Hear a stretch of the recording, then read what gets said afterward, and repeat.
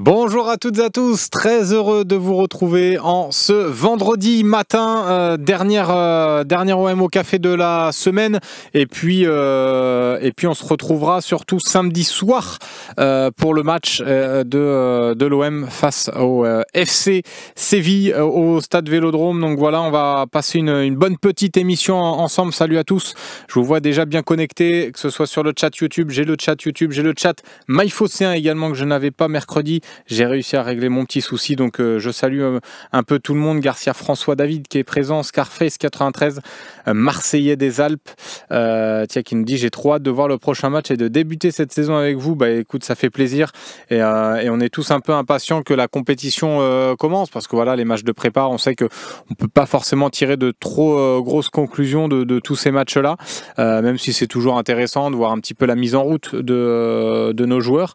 Et puis surtout, gros rendez-vous là aujourd'hui de la journée, en plus de l'OM au café évidemment. Gros rendez-vous de la journée, c'est la conférence de présentation de Pierre-Emerick Aubameyang à 15h tout à l'heure. Donc voilà, j'y serai. Donc on va se faire une belle petite journée. Et en plus après 17h15 il me semble, petit entraînement des Olympiens, 15 minutes. Donc on essaiera de vous faire vivre un petit peu ça aussi sur nos réseaux sociaux. Donc n'hésitez pas, si vous n'êtes pas abonné, que ce soit sur YouTube, que ce soit sur Instagram également, où on essaiera de vous faire vivre un petit peu ça, et Twitch aussi. Donc voilà, est-ce qu'il y a que sur le Twitch officiel le match? Oui, normalement je pense que ce sera sur le Twitch de l'OM comme d'habitude. Baliélé qui nous dit coucou de Washington Slim. Bah écoute, merci de nous suivre d'aussi loin, ça fait plaisir. Bonjour depuis la Slovénie, Zé, vous êtes fidèles, vous êtes vraiment fidèles, ça fait plaisir. On est ensemble, ça fait du bien de se retrouver quand même. On va se régaler cette année, Juben. Ben ouais, j'espère qu'on va se régaler. En tout cas, ça sent bon. On va pouvoir discuter un petit peu de dans cette première partie de l'émission. Vous en avez l'habitude maintenant, en trois parties, avec la première partie, c'est l'OM en question, ça s'affiche juste là, l'OM en question. Deuxième partie, on fera un petit décryptage justement sur Joël Ordonez, la piste un petit peu chaude là du moment de l'Olympique de Marseille.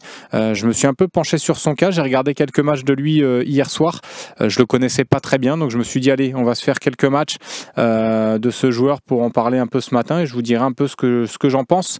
Voilà, et puis s'il y en a certains suiveurs du championnat belge, ou certains qui ont fait comme moi, qui ont regardé quelques matchs de lui là depuis la sortie de la rumeur, n'hésitez pas à me dire ce que vous pensez aussi de lui dans la deuxième partie, et puis troisième partie, les appels. Tiens, monsieur John qui me dit depuis quand n'avons pas eu une telle équipe?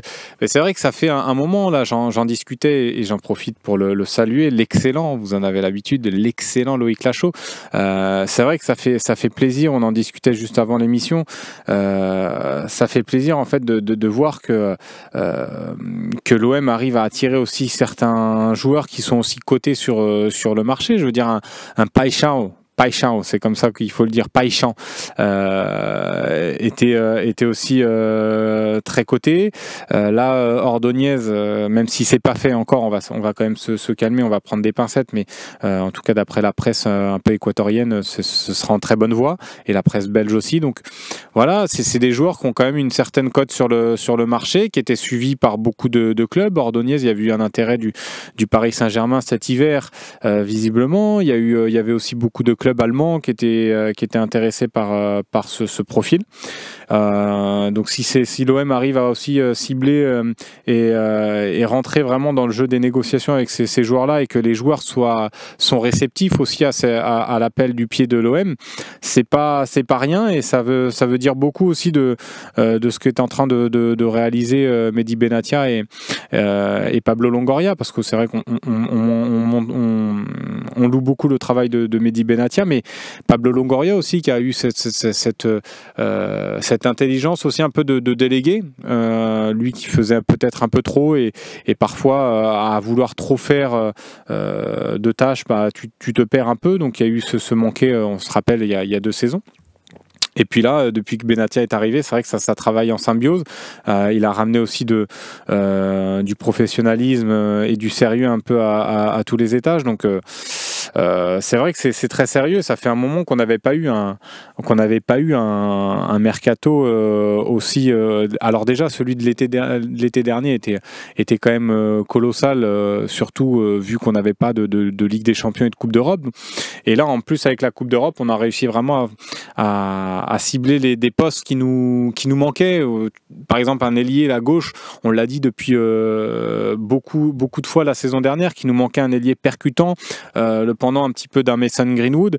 Il y a Jonathan Rowe qui a beaucoup de qualités, moi auquel je crois énormément, mais on sent que c'est encore un joueur qui demande à être développé. Paixão a un peu plus de référence, lui, avec Feyenoord, qui a joué aussi des matchs de Coupe d'Europe, qui a un profil très déroutant, très virevoltant, mais qui a aussi encore une grosse marge de progression. Donc il va aussi lui falloir lui laisser aussi un peu de temps et pas non plus lui mettre trop de pression, parce qu'avec ce transfert-là important, il va forcément en avoir, mais il faudra aussi être patient à son égard. Mais voilà, donc Paixão, on avait ciblé ce poste-là qui était à renforcer. La défense centrale qu'il fallait aussi renforcer, on a réussi à faire venir Medina. Après, on pourra discuter évidemment des profils. Moi, il y a certains profils, je ne suis pas forcément hyper emballé. Medina, je vous l'ai déjà dit, moi, latéral gauche, pour l'instant, ça ne me convient pas forcément, même en termes de défenseur, c'est pas le défenseur qui me plaît le plus, mais en tout cas, voilà, c'est des profils qui ont été ciblés, qui ont été réfléchis, et c'est des profils que Roberto De Zerbi voulait. Donc ça, c'est déjà positif, et donc on va faire confiance à la direction là-dessus. Mais donc on a réussi à renforcer la défense avec Seji, Egan Riley, Medina. Et le club veut faire un autre joueur important, et ça semble pour l'instant se diriger vers Ordonez, un joueur quand même très, je l'ai dit tout à l'heure, très coté sur le marché. Donc voilà, tu as réussi à faire ça, tu as fait venir aussi un Angel Gomez au milieu de terrain qui t'apporte aussi cette touche de technique, peut-être qui t'a manqué un peu l'année dernière au milieu de terrain. Je trouve qu'il y a encore un manque, moi à mon sens au milieu de terrain, il faudra encore un joueur en plus, et je vous l'ai dit sur les latérales gauche, moi Ulysse Garcia va pas me satisfaire. Et le poste de latéral droit qui est ciblé avec la piste Weah qui n'est pas forcément encore refermée, même si c'est très compliqué avec la Juventus. Mais donc voilà, je trouve ils ont vraiment ciblé des postes importants et là où on avait eu des manques la saison passée. Donc pour l'instant c'est assez positif. Et de toute façon, ce que je veux dire aussi, c'est qu'un mercato ne pourra pas être parfait, ne pourra pas être parfait à 100%. Donc il y aura forcément peut-être un petit peu de loupé, il y aura peut-être des joueurs qui vont décevoir, il y aura peut-être des postes qu'on n'aura pas réussi à renforcer, on n'aura peut-être pas réussi à renforcer tous les postes, peut-être qu'on n'arrivera pas à faire venir un autre latéral gauche, mais toujours est-il que dans l'ensemble, le mercato est quand même jusqu'à présent une belle réussite. Tiens, Federer Maestro qui dit Weah qu'il reste à la Juventus. En tout cas, ça va être compliqué la négociation avec notre ami Comoli, comme le dit l'Aveyron OM exactement. Donc, qui pour remplacer Weah, le dossier m'a l'air bien compliqué. Ouais, pour l'instant, il n'y a pas d'autre piste qui est sortie. Alors après, ça va empiéter un petit peu sur la partie suivante. Mais notre ami Ordonez a cette faculté-là de pouvoir jouer aussi latéral droit. Donc c'est cette polyvalence aussi de ce joueur-là qui peut le rendre intéressant, même si son poste de prédilection, ça reste axial droit. Mais je me suis fait quelques matchs de lui, et notamment avec sa sélection équatorienne, où il a joué latéral droit, notamment un match contre le Brésil, où il avait eu affaire à un Vinicius. On en parlera justement dans la seconde partie. Mais donc peut-être aussi, lui, il va pouvoir cocher cette case-là de à la fois jouer axial, quand on aura besoin de lui, et à la fois dépanner sur le côté droit. Donc peut-être aussi ce profil-là est intéressant par sa polyvalence. Et c'est un petit peu le cas aussi de Medina, qui peut jouer dans l'axe et qui peut jouer aussi latéral gauche. Donc peut-être qu'ils vont se dire qu'avec ces deux joueurs-là, Medina et Ordonez, si c'est lui qui arrive, et ben on aura fait le taf pour renforcer vraiment toute la défense, puisque ce sont des joueurs qui pourront occuper aussi les postes sur les couloirs. Donc à voir si c'est pas aussi cette réflexion-là que l'OM a menée. On verra par la suite, mais en tout cas c'est vrai que pour l'instant, à part Weah, il n'y a pas d'autres pistes. Charlie Goya, en vrai, quand je vois les prestats de Egan Riley, j'aurais misé beaucoup plus sur lui, mais si tu fais en plus Ordonez et aussi Medina, il y en a qui vont pas avoir beaucoup de temps de jeu, et mine de rien, toute cette concurrence, ça peut créer des problèmes dans le vestiaire. On va voir On va avoir clairement des problèmes de riche cette saison. T'en penses quoi, Slim? Roberto De Zerbi, déterminant aussi dans le dossier Ordonez. Notre coach attire aussi beaucoup de joueurs. Oui, bah ça, déjà, je vais répondre à la fin de ton message. Le coach De Zerbi, c'est pas nouveau. Hein. Déjà, les joueurs qu'on a pu attirer la saison passée avec les Højbjerg, les Greenwood, c'est aussi en grande partie grâce à Roberto De Zerbi. Donc ça, c'est pas, on le découvre pas sur ce mercato estival. Ça c'était déjà vu même cet hiver. Bennacer, quand il arrive, ça fait, même s'il aime, il est attaché au club. Le fait qu'il y ait De Zerbi, ça a joué aussi. Gouiri sûrement pareil aussi. Donc voilà. Après sur la première partie de ton intervention. Je veux dire, justement, tu joues une Coupe d'Europe. Si tu as envie d'être un club aussi ambitieux, tu as besoin d'avoir des joueurs quand même costauds dans la rotation. C'est pour ça que moi, je vous disais, par exemple, dans la rotation, un Ulysse Garcia, ça ne me satisfait pas, parce que moi, je le trouve beaucoup trop limité. C'est mon avis, mais voilà, c'est ce que je pense. Là, d'avoir des joueurs, Riley, Medina et Ordonez et Balerdi, d'avoir 4 défenseurs centraux quand même d'un certain niveau, et encore une fois, Egan Riley et Ordonez, ce sont des jeunes joueurs qui ont encore une grosse marge de progression, donc ils vont faire des erreurs, ils vont être amenés à jouer, ils vont parfois être amenés à être sur le banc, donc voilà, moi je trouve que ça va créer aussi une émulation intéressante, et je vois plutôt ça d'un bon oeil que d'un problème vraiment dans notre effectif. Je pense que voilà, si tu as envie d'être un club ambitieux et d'être performant sur tous les différents tableaux, il faut avoir quand même des joueurs de qualité, même sur le banc. Alors Greg qui me dit pourquoi sur YouTube, qui me dit Greg, pourquoi Péchin, c'est pas officiel, il est arrivé à Marseille, pourtant j'aime pas ça. Non mais attendez, Aubameyang c'était pareil, il est arrivé, l'officialisation a eu lieu hier, il est arrivé mercredi, l'officialisation a eu lieu le jeudi. Donc voilà, il faut pas de souci là-dessus, hein, il va signer, c'est juste que le temps que voilà, ils fassent leur vidéo de présentation, tout ça, donc il faut laisser le temps un petit peu aux équipes communication de l'OM d'orchestrer tout ça, mais pas de souci, faut pas s'inquiéter là-dessus. La vraie anomalie à la Juve, c'est justement Comoli ou Stéphane qui revient sur le cas un petit peu Wea. Bubur, no panique, et sa conférence c'est lundi. Alors on n'a pas eu encore de mail de la part en tout cas l'info de la part du club pour la conférence de presse d'Igor Péchin.